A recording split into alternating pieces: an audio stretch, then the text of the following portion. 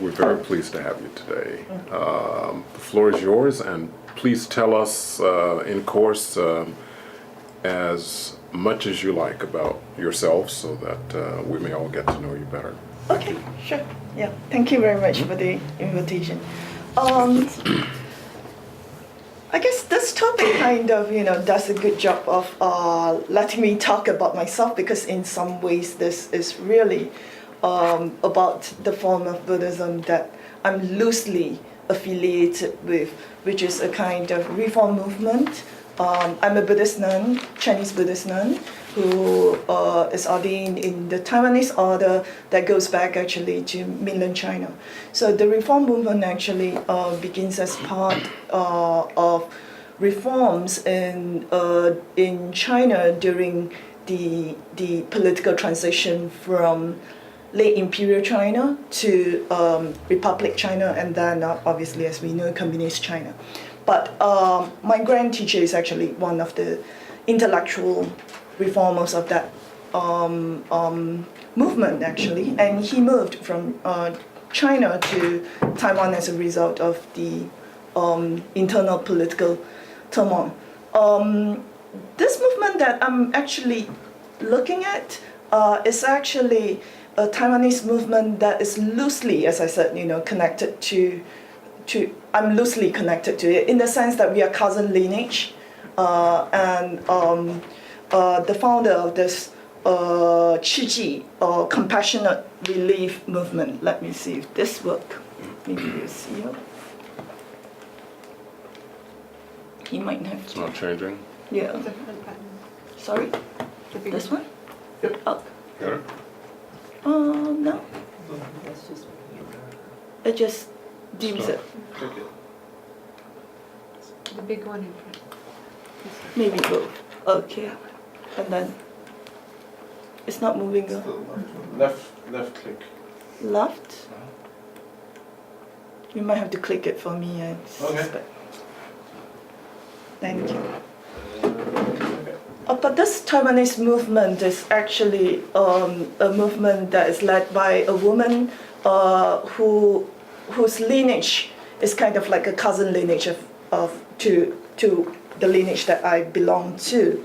But then in terms of orientation, we are very different. I come from a lineage that focuses on, we trace ourselves all to the same grandfather kind of, teacher figure. In the lineage I'm in, we stress education and scholarship. In her lineage, actually, she's almost anti-intellectuals, and she actually focuses on charity and compassion in terms of, if we look at it from the Christian religious history, this would be kind of your equivalent to good works. Pretty much, the type of Buddhism that is good works. So I'm not too sure that she actually approves of me, but, and I always start, in this case, this is not a Buddhist audience, so I don't really have to clarify, but I always start my presentations because sometimes people who are Buddhists then kind of think that I'm presenting on her and her movement, which has become a global movement and very, very powerful movements, actually, a really global powerful movement in Taiwan, that I'm actually part of this movement, but I'm not, just to clarify. Number two, I'm looking at this very much from a scholarly perspective. My interest really is a scholarly perspective in terms of research simply as to why the movement has become so powerful that it claims 4 million members in Taiwan alone, plus internationally, they count the statistic given is like 10 million, but I'm sure that's an exaggeration. They do have their headquarters for the North American branch is actually in San Dimas. And they have several local branches in North America itself and elsewhere in the world. Basically, they are a compassion relief merit society. I may just begin by actually just reading a little bit about her life, because simply we don't have time and that might be the fastest way. The story of Zhen Yin, this woman, this Buddhist nun, and she's now in her 70s. 1937, her date. And the founding of Shi Zhiru, which is Compassion Relief Merit Society, has really become a kind of national story for Taiwanese, actually, many of whom regard this nun as a kind of living bodhisattva who represents the best of what it means to be Taiwanese. Of course, there are also criticism. But for now, I'm not going to talk about that. Maybe as we discuss, during the discussion, we can come back to that. For instance, my teacher, who is her fellow disciple, is actually somewhat critical of her approach to Buddhism. So Zhen Yin's early life was really, blighted by the fact that she believes herself to have contributed to the death of her father, and as a result, she becomes very religious. To cut the story short, she ran away in 1962 from home and then shaved her hair. Shaving hair in the Buddhist tradition means taking up the robes, becoming ordained, but you actually have to receive full ordination. So the actual precepts before you become a fully ordained nun. So she actually shaved her own hair, which is a no-no in the tradition because you have to be part of the lineage in order for your precepts to be considered formal precepts and legitimate authority, having the authority. So she doesn't have a formal teacher. She wandered around the island of Taiwan and then obviously on a religious quest. And then she sought actually formal ordination from the Buddhist Association for in Taiwan, which is like a national Buddhist association, which obviously they are not going to give it to her because she has shaved her hair herself and she did not have a formal teacher. This is when my grand teacher comes in. She happens to meet him. And he actually very compassionately hears her story and then heard her story and then decided to be her formal sponsor. And she then, as a result, got full ordination. She has become, one of the most powerful people or authorities, actually, or whatever, in Taiwan, actually. That's actually my grand teacher with her in her younger days. And then the nun right at the right is her disciple. My grand teacher has passed away in 2005, actually. And my own career as a scholar nun, really, I attribute to my grand teacher, who is renowned as one of the great scholar monks, who learns the historical method through reading Japanese scholarship. And he's a self-trained person. He's very rooted in the tradition, probably more rooted than I am, and obviously coming from the times that he was in. But he also, is very much known for modernizing Buddhist scholarship in Taiwanese Buddhism, and I trace myself in some sense to his influence. And he started what is called the humanistic Buddhism, Renqian Fojiao, which means a form of Buddhism that focuses on human society and practicing the path of the Bodhisattva right here and now in this world. And okay. So going back to her story, she actually, after the ordination, she just took off and went to the East Coast city of Hualien, East Coast city in Taiwan, which is really known for its natural beauty as well as for its very, also for its poverty. There are a lot of aborigines groups there. And she attracted actually a small group of local women. So the movement that she has started really has, in many ways, Up and down. okay, great. Yeah, that would be good. And the movement she started has been studied for gender because she actually led a group of women, a group of local women, and it obviously has grown. Now it's really a global movement, and there are, of course, men involved. But it started as a women's movement, basically, nuns and housewives, especially rich housewives in search of meaning for their life. She evidently, according to a biography, met a group of Catholic nuns who criticized Buddhism for the fact that it is a very passive religion that does not contribute to society, to the good of society. And as a result, she then formed the Compassionate Relief Shi Zhiru, the Compassionate Relief Buddhist Association. And one of the first projects that she undertook, large scale, the group undertook, was to build a hospital as a result of seeing the suffering in the area, especially the Aborigines not having medical help. And since then, just to illustrate to you how much the group has grown, obviously it has become, basically, I think now they probably have like 6 hospitals in Taiwan alone. She is considered, when they recently did a poll a couple of years ago, she came out as one of the people that Taiwanese would very much like to be their president, which obviously as a Buddhist nun she is never going to be. She's also the one and only Buddhist nun who makes it to the list of the beautiful people of Taiwan among the models. So you can see she really has fans of her, and she has really garnered a lot of support from professionals actually, who have been very much moved by her message of helping the poor, and and actually living the life of Buddhist altruism rather than to preach it or to talk about it or to study it. And that's why I think most of the time she would really actually frown on what I do. They have actually become a multi-million-dollar transnational social welfare foundation, and if you know the work of the anthropologist Julia Huang, she has actually published a book that came out, I think, maybe last year or the year before.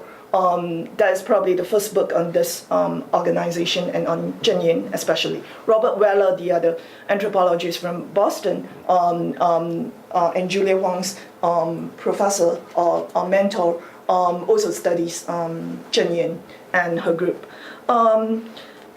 Basically, one of the criticisms, they actually are kind of like a Red Cross group that actually administer national relief. For instance, right now they are very active, as Vincent was talking about Christchurch in New Zealand. That's one of their latest projects, for instance. So wherever there is a disaster that happens, they will immediately be put into action. And it's part of a kind of their global rescue. They also have like 4 missions: charity, culture, education, and medicine. It's their 4 great big missions. And the group really, they have probably 100 over nuns, and their nuns always stay in Hualien, which is eastern Taiwan, and don't move. She doesn't really like them to live, and she is very proud of the fact that she has never ever gone out of Taiwan. But they have so many lay people, the laity, who actually runs a lot of the main activities. The nuns are really like inspiring forces that provide the religious inspiration for the laity, basically. That's how she has it.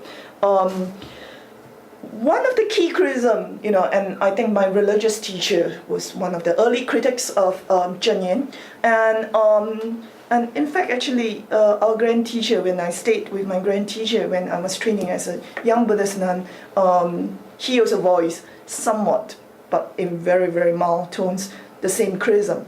And that criticism is that the Shi Zhiru, the organization she has set up, the foundation she has set up, is really no different from any other secular foundation in terms of charity help.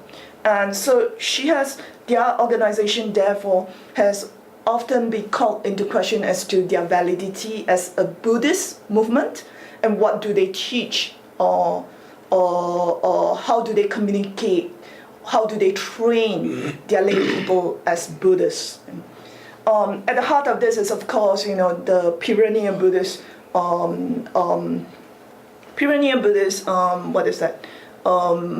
dilemma, controversy between contemplative life and the life of action, which has become, obviously, in the modern era, in the modern era, in contemporary society, especially a question that has been raised repeatedly. Buddhists have often been seen as the fact that their strength is really in Buddhist meditation and contemplation. And so you notice that, let me see, this is one of the pictures of the group moving, helping in Taiwan, central Taiwan.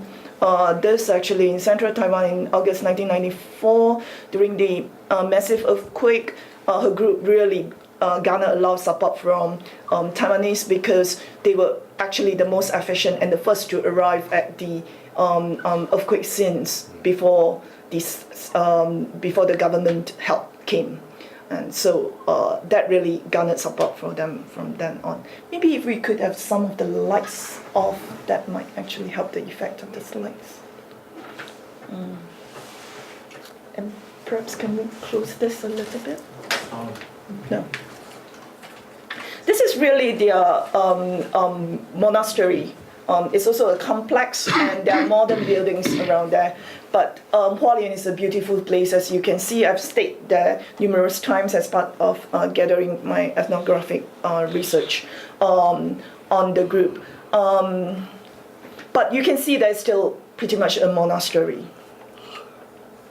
The community that she leads, there are nuns, laity, but now there are increasingly men who often are leaders of the movement. That's one of the developments in the last decade or so as a result of the globalization and the wealth and the reputation of the movement, actually. In fact, it has now become basically a prestige almost, a social prestige to join this movement of poverty and simplicity and manual work in Taiwan.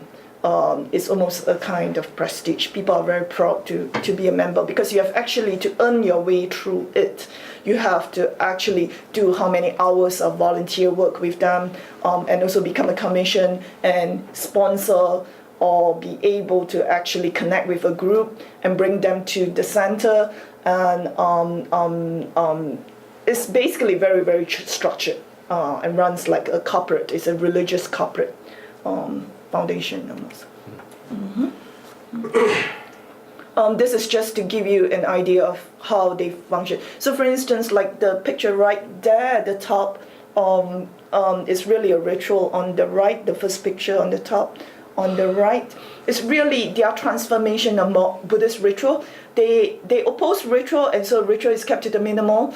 And in fact, I see a lot of their movement, a lot of what they do as being very Christianized in some sense, especially, for instance, like this ritual of bathing the Buddha, which is celebrating the Buddha's birthday, is really a creation. I think Richard Masson, the sociologist at San Diego, has actually studied the movement together with other Taiwanese movement and see this movement especially. He really likes the Chi people, and he thinks that this movement is really the model for civil religion. He has like Democracy's Dharma, the book. He talks about that. I don't quite agree with his opinions on how Chi actually function, but maybe we could discuss that. But basically, you see that they have uniforms. The one at the top really are the nurses from the hospital. They have a nurse college. They have schools beginning from childcare all the way up to university. And I actually stayed at their university and was a little bit shocked with the regimented life that they imposed there to some extent. But they are actually really successful, and they train obviously their own people and their members actually have sent their children to the schools and so forth and etc. I guess they have been compared sometimes, or when I've presented, people have commented to me, it's like the mega churches, in the West. Let's see. My interest really is in their religious message, and how they actually rationalize themselves as a Buddhist in terms of their Buddhist identity. And my argument, my projects on my research on Shi Zhiru has primarily focused on how they create religious identity. And I argue that their creation of religious identity is really very much based around the fact that it's a Taiwanese Buddhist identity. Although she herself will repeatedly, and that's why I think she will actually frown on my interpretation, fair to put that out on the table, she will frown on my interpretation because I think she repeatedly actually says that she is not, she doesn't do politics. She doesn't participate in politics. Whereas other Buddhist groups who are humanistic Buddhism actually do participate in politics, but she would actually say that she doesn't. But there are many little cues that you can actually catch from her presentation of herself, her movement. It's all aligned with the history of Taiwan, from the poor Taiwan, especially in Hualien, which is the most remote and most one of the poverty-stricken areas of Taiwan, actually, when she went there in the late 1960s. And its transformation, the economic transformation, especially in the 1980s, which is when the group really becomes very wealthy and begin to assert the force. Obviously, Taiwan's economy is now less, is relatively not as wealthy, affluent as it used to be when it was one of the four dragons of Asia. But the group remains one of the most wealthy and most powerful organizations, non-profit organizations in Taiwan. 4 million people, as they claim.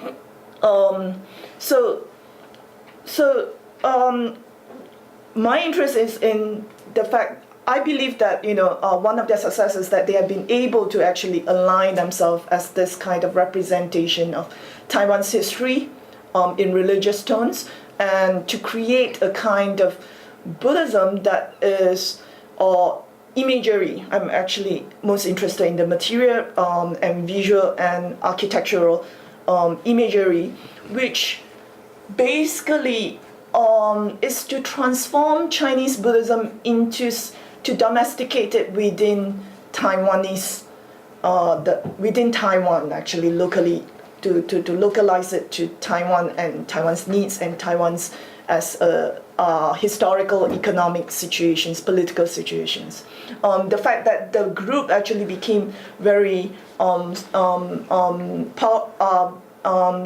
to its own terms, she becomes accepted in 1980s, has to do also with the loosening or the change in political, change in the state view towards religion. So in 1980s, with the lifting of the military law, we have actually in Taiwan the kind of non-profit organization which doesn't have to belong to the National Buddhist Association. They could be independent, autonomous, non-profit associations. And Shi Zhiru took advantage of that, as did other Buddhist organizations.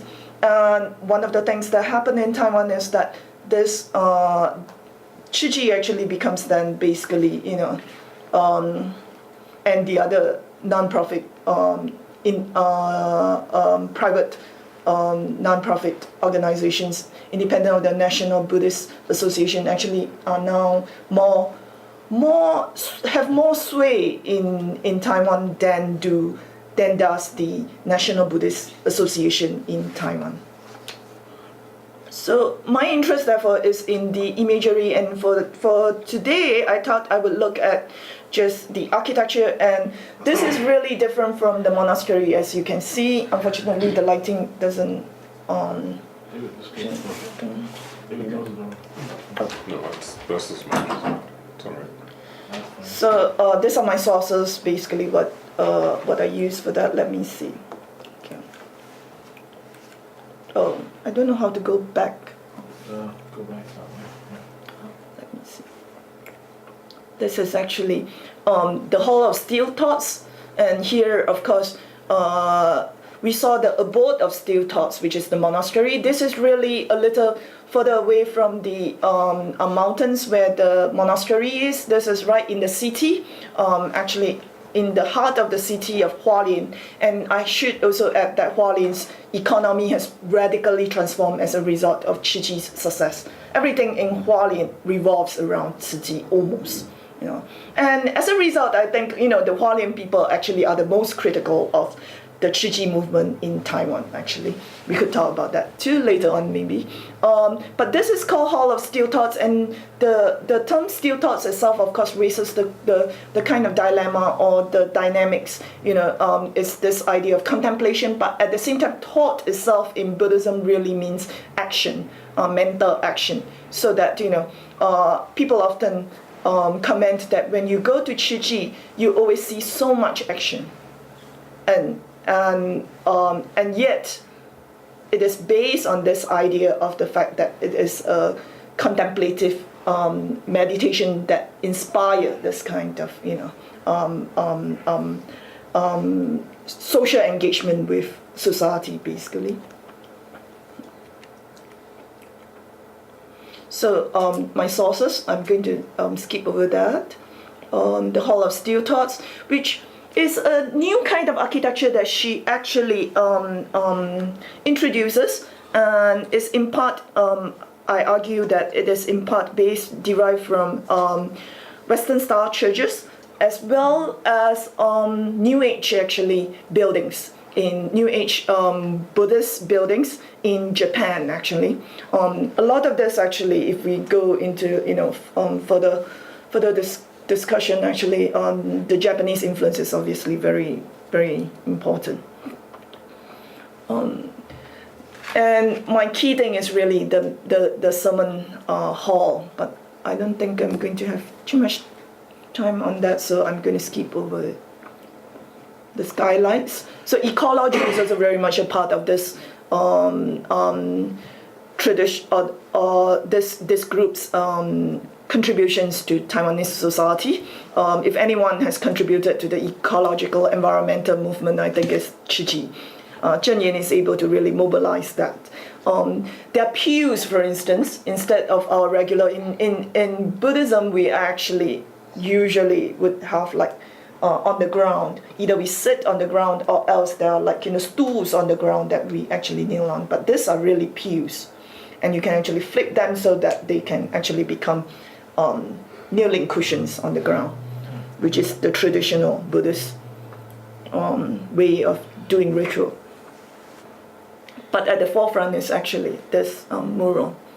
Originally, when I selected this topic, I thought that this might be interesting to the Claremont graduate student community or graduate school community, because the Lotus Sutra is very much a sutra that is also, or is one of the Buddhist works that is actually studied, I guess, in the process center, and that was why I thought maybe this might be interesting, because this main mural really is based on the Lotus Sutra. It's designed by mainland Chinese. Actually, he's not trained in Japan, I realized, but I still have that on that. He's not trained in Japan, he's trained in mainland China, but he spent time in Japan. And this is really a modernization. I have actually written papers where I have looked at this kind of, representation of the Buddha in this world. The Buddha, the new Buddha, or the Buddha of this age, the Buddha of, the modern Buddha, basically, is what she has sponsored him to actually show. And you can tell that the Buddha here is really like any normal monk or nun. And this is really showing a scene from the Lotus Sutra. I'm not going to talk too much about it, but if you look at it, right in the globe, there is the globe. The monk is supposed to be the Buddha, and there are actually other Buddhas coming back from the various lands This is a scene really from the Lotus Sutra, from the various lands coming back as the Buddha preached the Lotus Sutra. This is described actually in the Lotus Sutra. And the land then becomes purified, becomes transformed into a land of wealthy, very rich and filled with music and wondrous sounds, and everyone is happy, of course, and at peace. Here, it is, of course, represented in almost New Agey art. You have a globe, and right the globe, if you look at the globe, there's actually a kind of shimmering thing there, spot there, and that's really Taiwan.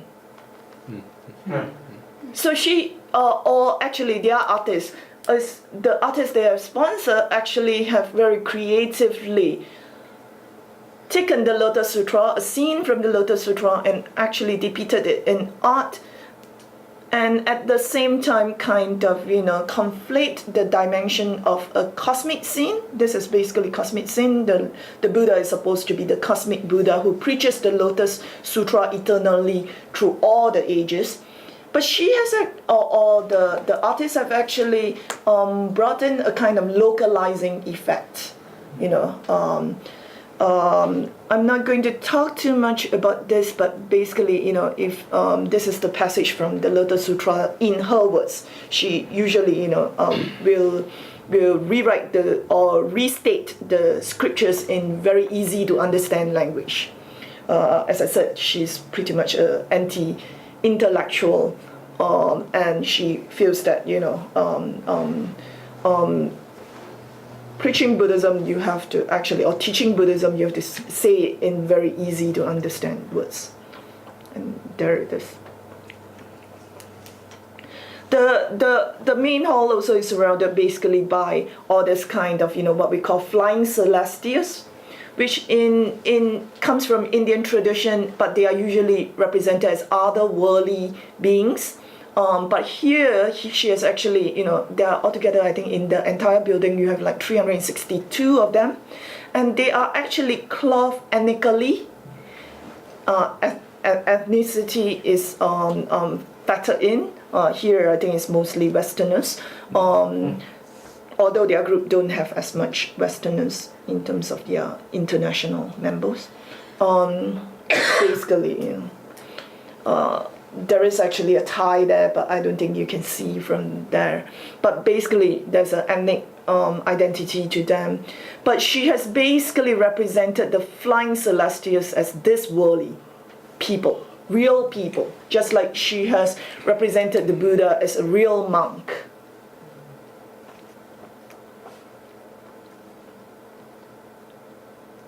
I'm going to skip over this. And there's a night sky effect too that they have created. And right at the center is really the skylights, so you can actually pull over the skylight. In the day, you use the skylight to light up the sermon hall, the large, massive sermon hall. But you could also pull through with the kind of canopy that then results in a kind of night sky effect. And supposedly the architect, when I actually interviewed him, or one of the supervising architects actually tell me that the night sky effect, he actually placed the stars, the Milky Way and so forth, all exactly at the time where to mirror the night when Zheng Yan was born, the founder was born. But I don't know if nobody has been able to confirm that for me. But the little house right there is really the monastery. So you could actually do a kind of cosmological analysis of the visual imagery.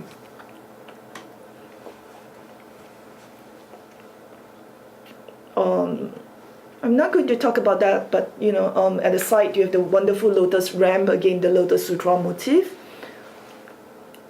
And Zheng Yan here talking about the Hall of Steel Thoughts, but I think I will skip over that too, as the kind of eternal spiritual fortress. This is the instruction she actually gave to the architect. Maybe it might be of interest to you. It's frustrating for me, but it might be of interest to you. But I tried actually to interview the the architect who designed these buildings, because this is really a creative building.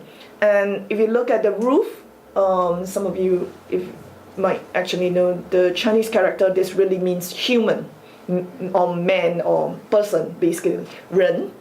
A character that has actually become, the mainland Chinese are very engrossed with trying to build architecture like this too, in terms of this character to represent that this is really the heart of Chinese architecture or Chinese civilization or value system. And Zheng Yan, even before the mainland Chinese had this idea, actually, or the architect who is actually Taiwanese, designed the roofs for her in that sense. But as I was saying, I've tried to actually personally interview the architects, but they refuse to do that. They are mostly offering services because they respect her, and then they are considered members of the group. And they usually don't like to actually talk about it. They let the Buddhist Compassion Foundation give their version of the story. But I've been able to actually pull off from websites and so forth and things like that some of the statements that the architects have actually made about the process of actually building this or designing this.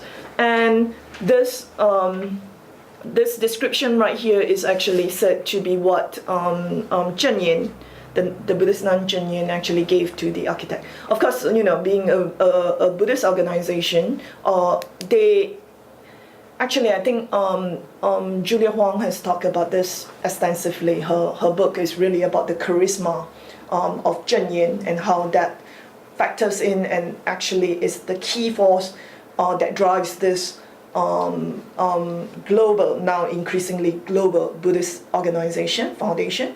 And the global,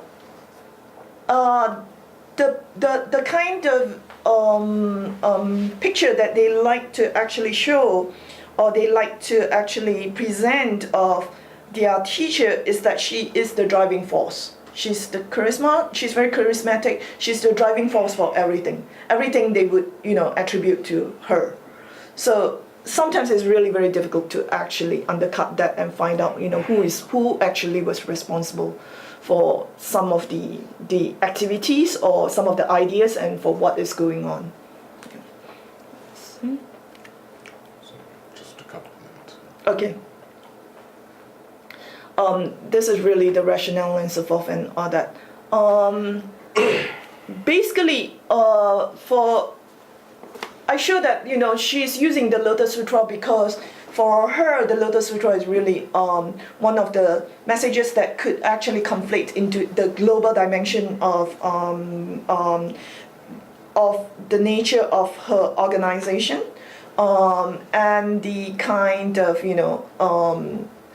and at the same time to create a kind of national identity in terms of being Taiwanese. I've not been actually quite able to show that through my talk here, but for instance, like creating a particular uniform for all, about the material culture is creating a kind of uniform and material culture that actually roots it in Chinese culture and specifically in Taiwanese culture, because we have to then compare and contrast the Taiwanese versus the mainland Chinese culture.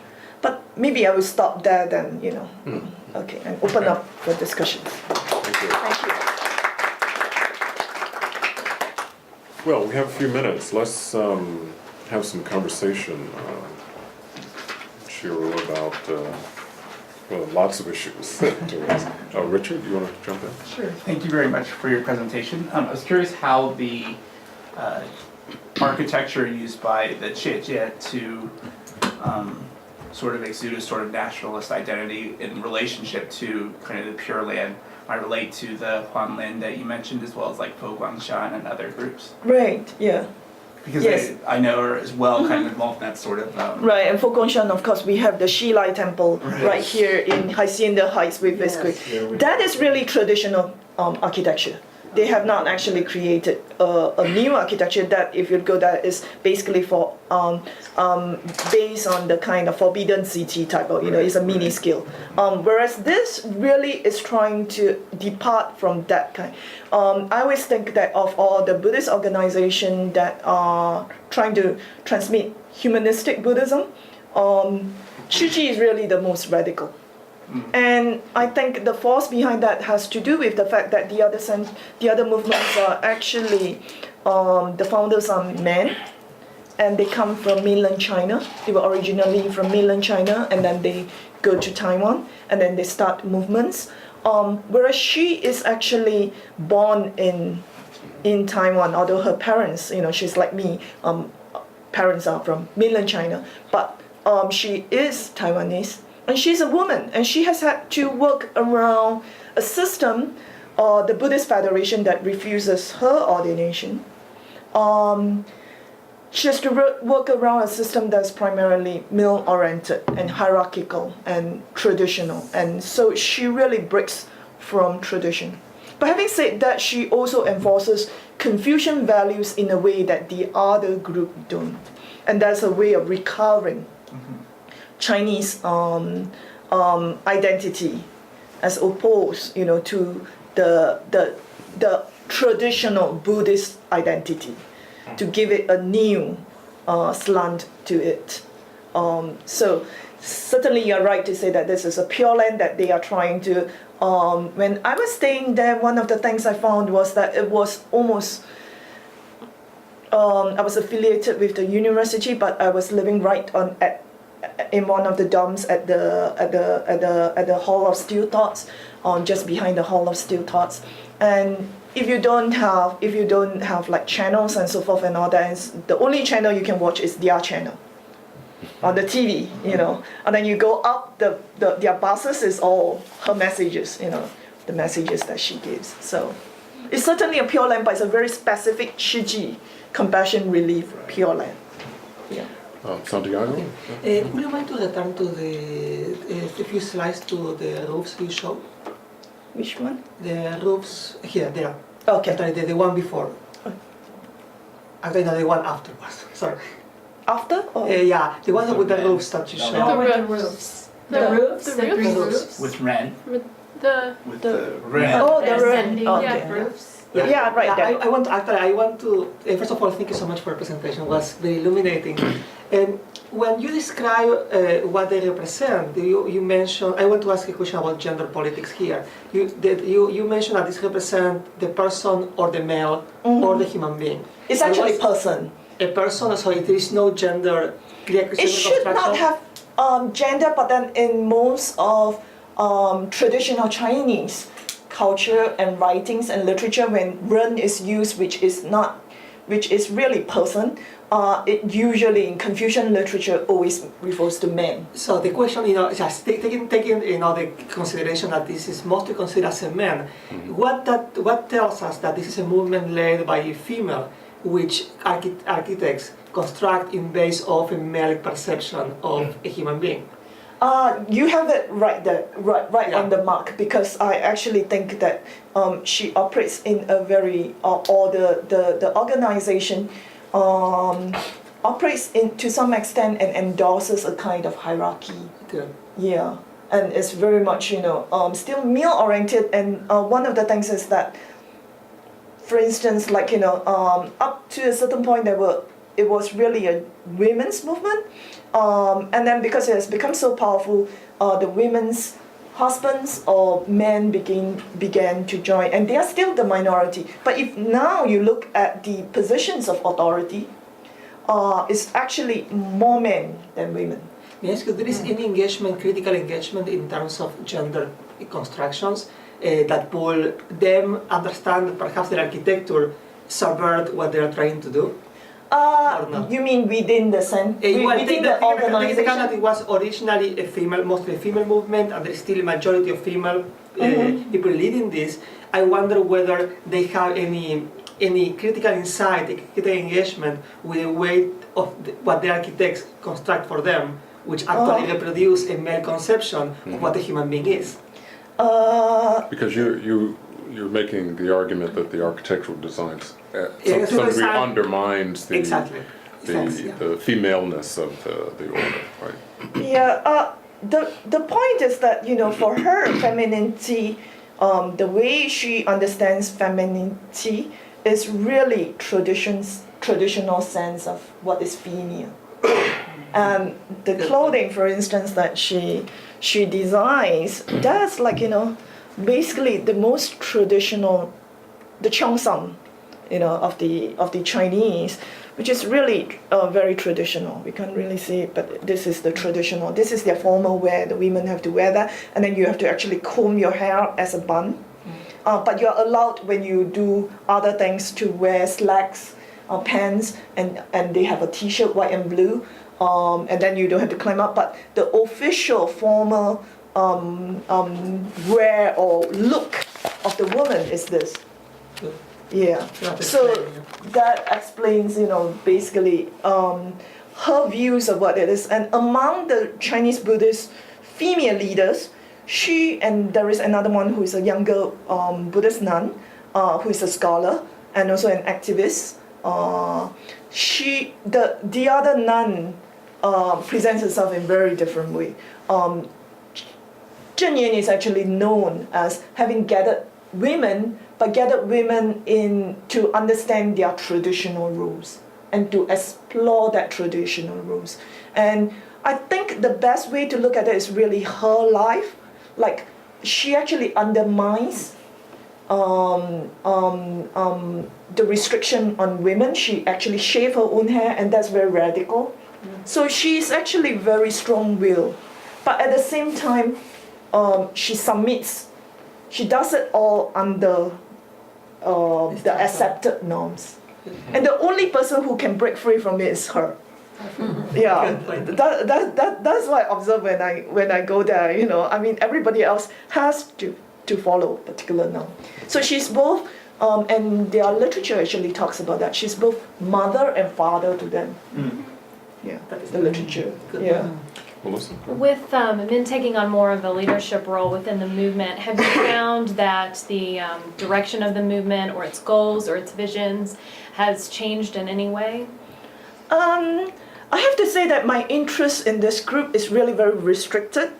I'm restricted to the making of visual culture. Mostly, one of the things is because anthropologists and sociologists have actually studied like the gender dimension and also the charisma and also organization. The group is often studied for their organization because they organizational structure because they have become very successful. So my approach is really the material and visual culture, and my interest comes from the fact that I think if there is a movement that is actually creating a new Buddhist visual culture, they really are doing that, and that's why I'm interested in it. And so I haven't followed as much other developments.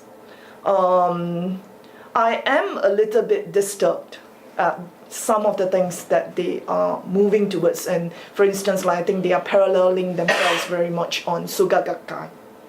And I suspect that has to do with the lay people who really, inputs into how to run the society. Because she doesn't move out of her realm in Taiwan. So, for instance, I showed, I think, a picture where they did the bathing the Buddha ceremony. For me, that is totally it's a very nice ceremony, and it's conducted simultaneously in many parts of Taiwan. And you have hundreds, even thousands of people showing up, and all doing that. And it's almost a kind of uniformity, to go back to the hierarchy and uniformity is all there. But the ceremony in itself, I suspect, was actually created by people who didn't quite know Buddhist doctrine. So for instance, at one point when they said, when they appealed to the Buddha, they look up. And I was very critical of that, because we never look up in our ritual. We always look down. When we pray, that's the characteristic. So I'm kind of like a little unsure where they are actually deriving all their sources. And I suspect it's probably a lot of, actually the person at St. Demas is one of the key, their key lay leadership is actually located in St. Demas.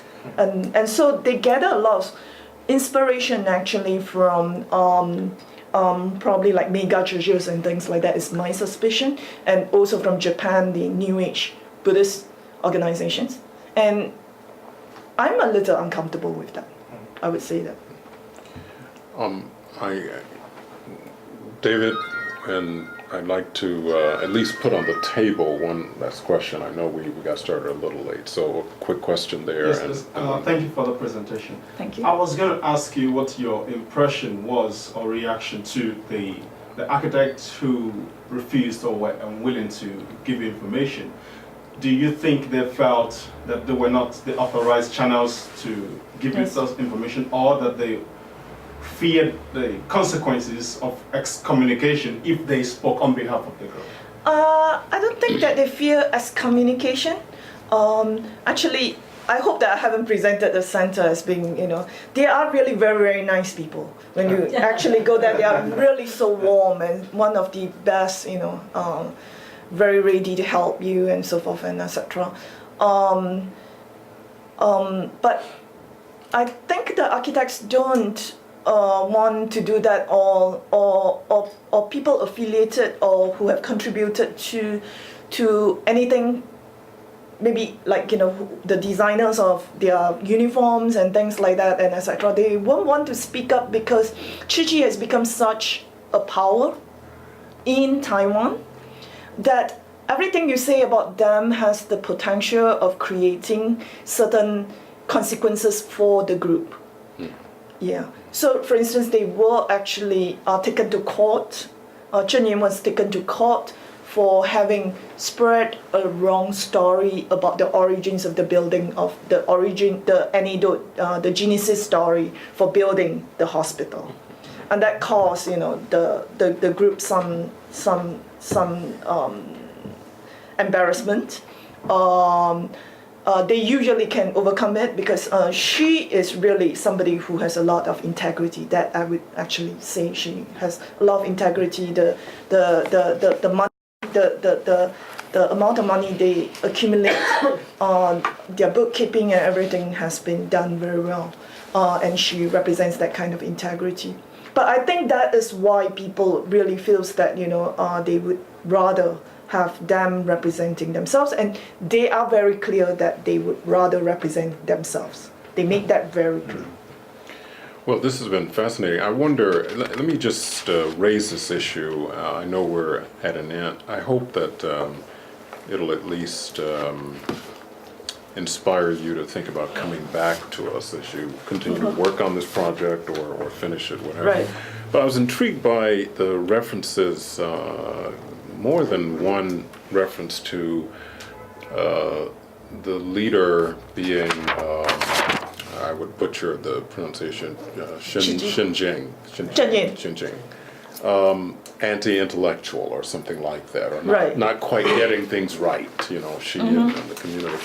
And I guess this is partly for information and partly a challenge to you, because what I was picking up on, first here's the plea for information, because I may not have this quite right, but I wonder if in that charge is some assumption on your part about what she and the group may be doing in relationship to sources of authority, whether a text or long-established ritual or both as they come together. So that's one kind of issue.